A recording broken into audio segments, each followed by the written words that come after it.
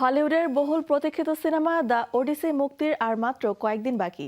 তার আগেই প্যারিসে বসেছিল ছবিটির তারকাখচিত প্রিমিয়ার। নীল কার্পেটে হাজির হয়েছে, একসঙ্গে নজর কেড়েছে Matt Damon, Tom Holland, Zendaya, Anne Hathaway থেকে চার্লিজ থেরন, হলিউডের একঝাঁক তারকা।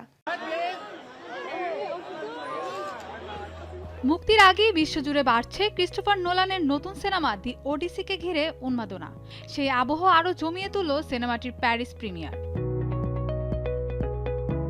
ফরাসি রাজধানীর নীল কার্পেটে একে একে হাজির হন সিনেমার তারকারা। গ্ল্যামারাস লুকে সবার নজর কেড়েছেন জেন্ডায়া, চার্লিজ থেরন, অ্যান হ্যাথওয়ে এবং লুপিতা নিয়োংও।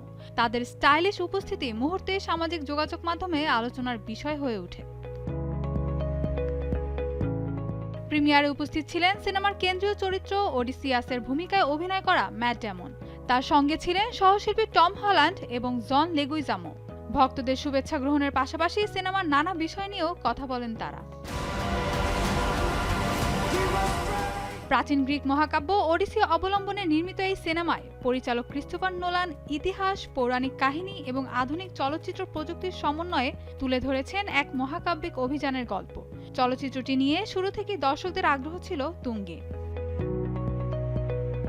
বিশ্বের বিভিন্ন শহরে প্রিমিয়ারের পর এবার নজর সিনেমার মুক্তির দিকে। 17 জুলাই থেকে বিশ্বের বিভিন্ন দেশের প্রেক্ষাগৃহে মুক্তি পাচ্ছে দি ওডিসি।